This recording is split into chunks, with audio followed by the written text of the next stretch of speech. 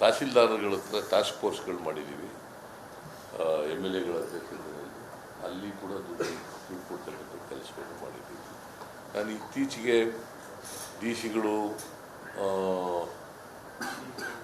CEO meeting ಮಾಡಿ ಇದರಲ್ಲಿ video conference ಮಾಡಿ ಅವರಿಗೆ ಯಾವುದೇ ಕಾರಣಕ್ಕೆ ಕುಡಿಯೋ ನೀರಿಗೆ ತೊಂದರೆ ಆಗಬಾರ್ದು, ಮೇವಿಗೆ ತೊಂದರೆ ಆಗಬಾರ್ದು, ಎಲ್ಲಿ ಅಗತ್ಯ ಇರ್ತದೆ ಅಲ್ಲಿ ಗೋಶಾಲೆಗಳನ್ನು ಮಾಡಿ ನೀರಿನ ತೊಟ್ಟಿಗಳನ್ನು ಮಾಡಿಕೊಡ್ತಕ್ಕಂಥದ್ದನ್ನು ಮಾಡಬೇಕು.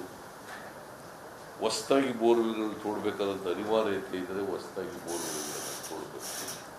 ಈಗ ಇರ್ತಕ್ಕಂಥ ಬೋರ್ವೆಲ್ಗಳಿಗೆ ಫ್ಲಶಿಂಗ್ ಮಾಡಬೇಕು, ಅದಕ್ಕೆ ಪೈಪ್ ಹಾಕಿ ನೀರು ಕೊಡ್ತಕ್ಕಂಥದ್ದನ್ನು ಮಾಡಬೇಕು. ಜೊತೆಗೆ ಖಾಸಗಿಯವರ ಬೋರ್ವೆಲ್ಗಳನ್ನು ಕೂಡ ಕೊಂಡ್ಕೋಬೇಕು, ಆಮೇಲೆ ಬಾಡಿಗೆಗೆ ತಗೋಬೇಕು ಅಂತ ಎಲ್ಲ ಹೇಳಿದ್ದೀವಿ. ಸೊ ಇಲ್ಲಿವರೆಗೆ ಭಾಳ ಯಶಸ್ವಿಯಾಗಿ ಬರಗಾಲವನ್ನು ಎದುರಿಸ್ತಕ್ಕಂಥ ಪ್ರಯತ್ನವನ್ನು ಮಾಡ್ತಾ ಇದ್ದೀವಿ. ಆದರೆ ರೈತರಿಗೆ ಸುಮಾರು 4,600 ಕೋಟಿ ಕೊಡಬೇಕಾಗ್ತದೆ. ಸರಿಯಾದ 4,600 ಕೋಟಿಯಷ್ಟು ಬರೀ ಇನ್ಪುಟ್ ಸಬ್ಸಿಡಿ ಕೊಡ್ತಕ್ಕಂಥದ್ದು ಮಾಡಬೇಕು. ನಾವು ಕೊಟ್ಟಿರ್ತಕ್ಕಂಥದ್ದು 650 ಕೋಟಿ ರೂಪಾಯಿ ತಾತ್ಕಾಲಿಕ ಕೊಟ್ಟಿದ್ದೀವಿ, ಮೊದಲನೇ ಕಂತು ಅಂತ.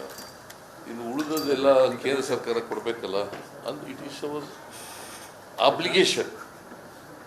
ಇಟ್ ಇಸ್ ನಾಟ್ ಜಸ್ಟ್ ಭಿಕ್ಷೆ ಕೊಡೋದಲ್ಲ, ಅದು it is an obligation of the part of the government of India under the disaster management act 2005.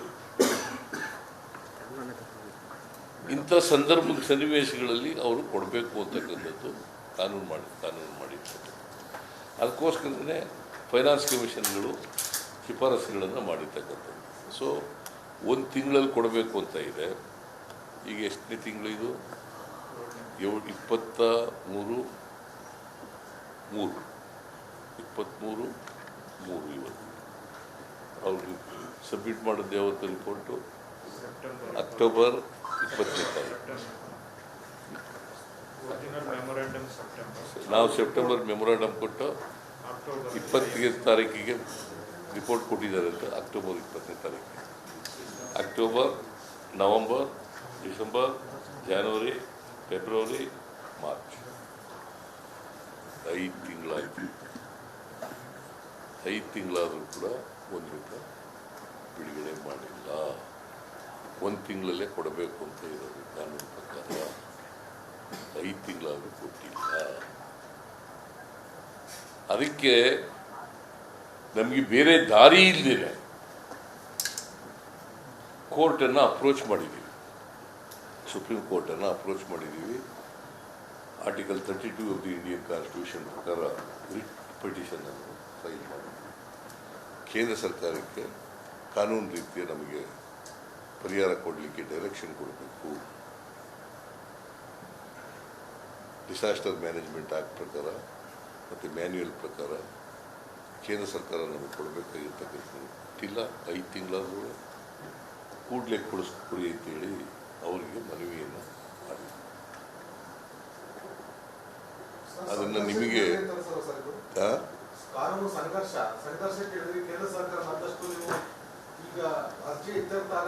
ಏನು ಮಾಡಬೇಕು ಹೇಳಪ್ಪ, ನೀನು ಸಲಹೆ ಮಾಡಿ. ಏನು ಮಾಡಬೇಕು? Are you legal expert? ಏನೇನು ಮಾಡ್ಬೋದು ಹೇಳಯ್ಯ ಬೇರೆ? ಅಲ್ಲಪ್ಪ, ಆಯಿತು, ಕಾನೂನಿಗೆ ಕೋರ್ಟ್ಗೆ ಹೋಗಲಿಲ್ಲ ನಾವು ಅಂತ ಆಯಿತು, ನನ್ನ ಮಾತು ಕೇಳೋ. ಕೋರ್ಟ್ಗೆ ಹೋಗಲಿಲ್ಲ ಅಂತ ಇಟ್ಕೊಳ್ಳೋಣ. ನಾವು ಕೊಡಲಿಲ್ಲ ಅವ್ರಿಗೆ. 5 ತಿಂಗಳಾದ್ರು ಭೇಟಿ ಮಾಡಿದ್ದೀವಿ, ಮೆಮೊರಾಂಡಮ್ ಕೊಟ್ಟಿದ್ದೀವಿ, ಇವ್ರು ಭೇಟಿ ಮಾಡಿದ್ದಾರೆ, ನಾನು ಭೇಟಿ ಮಾಡಿದ್ದೀನಿ, ಕೊಡಲಿಲ್ಲ. ಏನು ಮಾಡಬೇಕು? What is to be done? ಅನ್ಯಾಯ ಸರಿಪಡಿಸ್ಕೋಬೇಕಾದ್ರೆ ಏನು ಮಾಡಬೇಕು?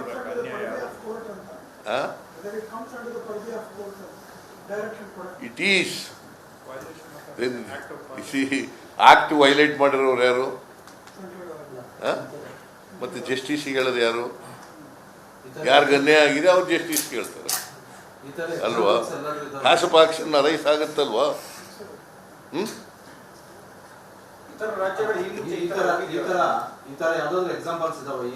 ಕೇರಳ ಹೋಗಿದಾರಲ್ರಿ ನೀವು, ಈ ತರ ಎಕ್ಸಾಂಪಲ್ ಇದಾವ.